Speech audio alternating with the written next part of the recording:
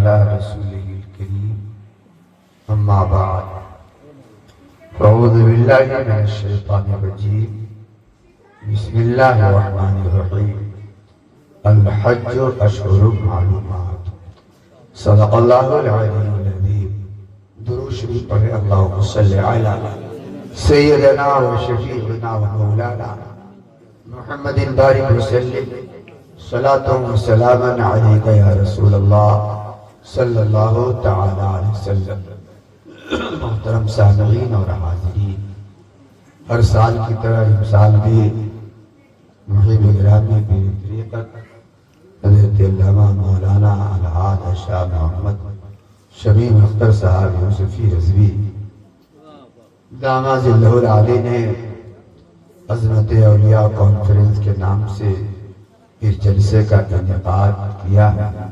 دعا کیجئے کہ اللہ تعالیٰ اسے قبول فرمائے اور اس جلسے کی کو اللہ تعالیٰ ہم سب لوگوں کے لیے کفارہ سیئات اور ذریعہ نجات آمین بجاہ سید المرسلین۔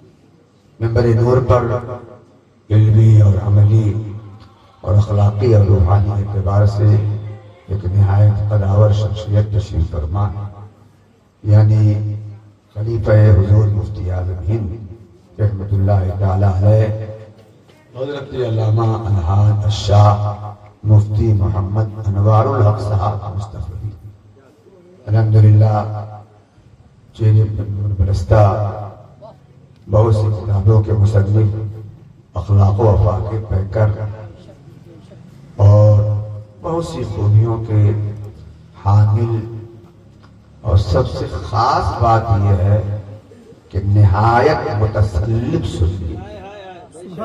اس زمانے میں پیر کے لیے نہایت متسلب پیر ہونا بڑا مشکل ہوتا جا رہا ہے، کیونکہ پیروں اور مریدوں میں ہر طرح کے ہوتے ہیں تو خیال رکھنا پڑتا ہے، لیکن الحمدللہ دوروں کے مجمع میں ان کی ذات کی انفرادیت شان کی حامل ہے۔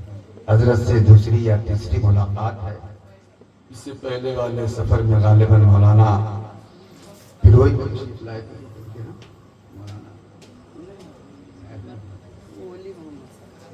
اچھا ہوا رہا تو اللہ تعالیٰ حضرت کا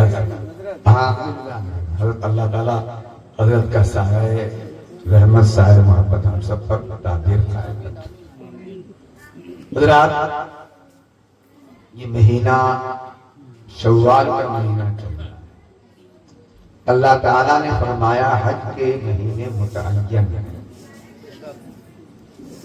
شوال، ذوالقعدہ اور ذوالحجہ، یہ حج کا مہینہ کہلاتا ہے، یعنی حج کا احرام انہی مہینوں میں باندھا جاتا ہے۔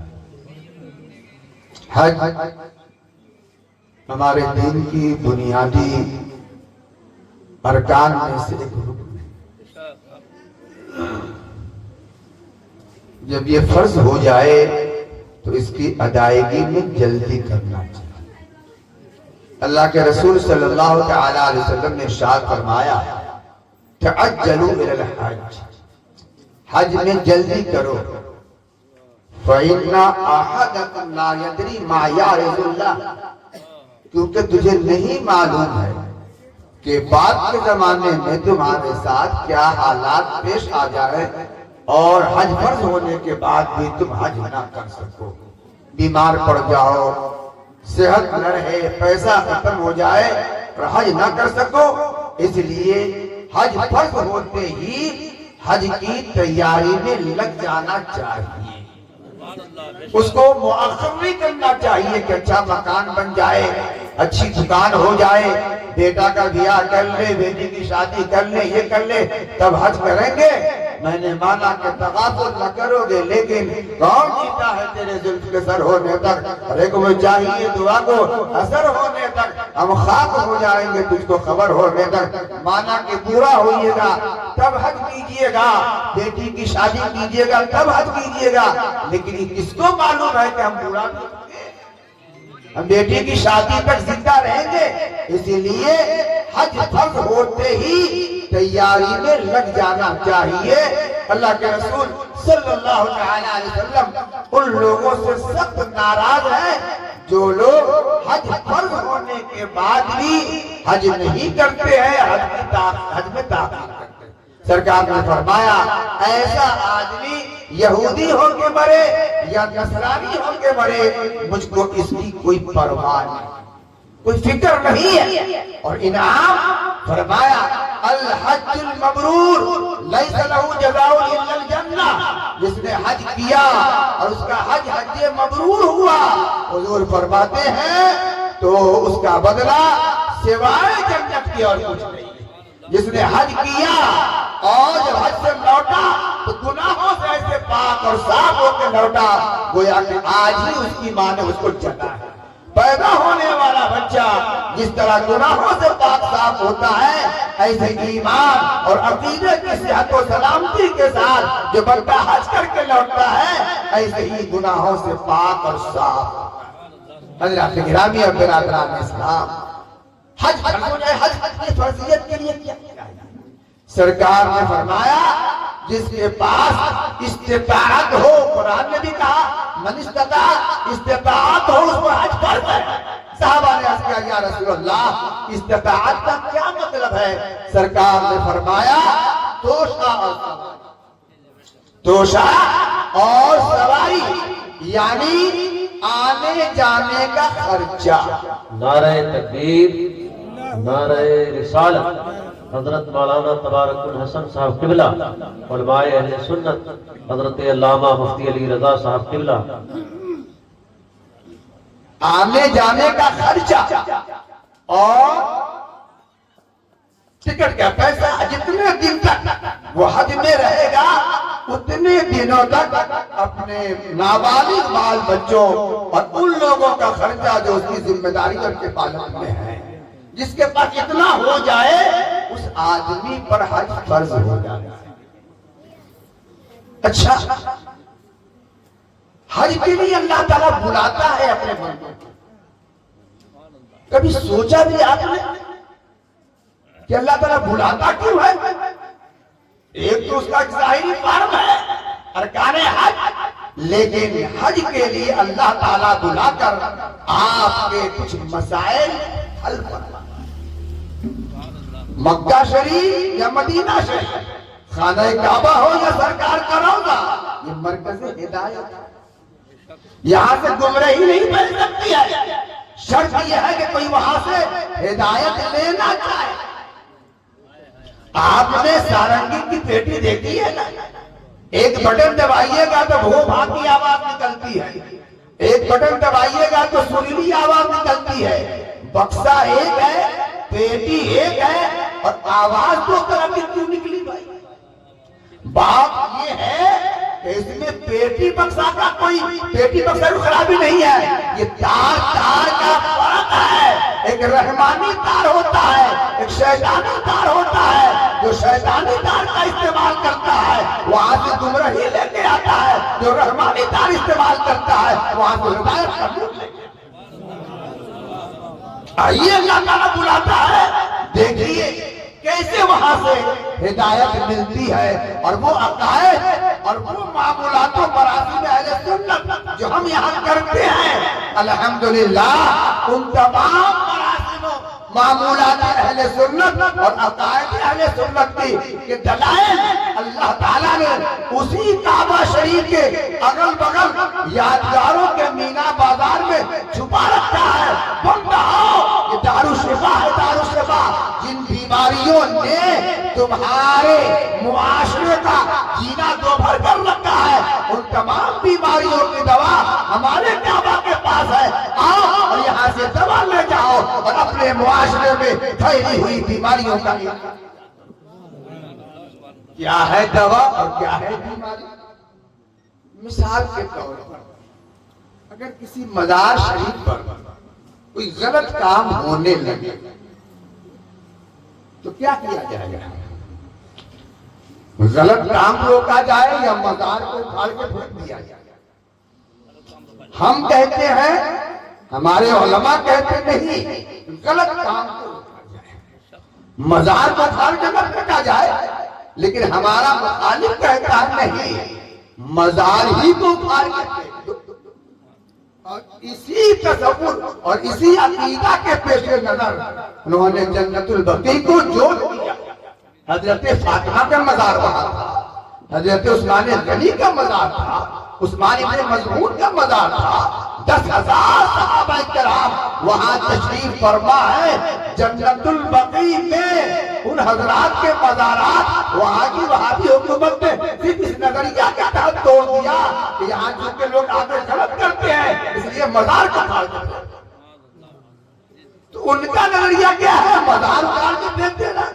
ہمارے علماء کہتے نہیں، اگر برائی ہوتی ہے، شریعت کے خلاف کوئی کام ہوتا ہے تو کام روکا جائے، مزار نہ اکھاڑا جائے۔ اس کی دلیل اللہ نے کعبہ کے پاس رکھی ہے۔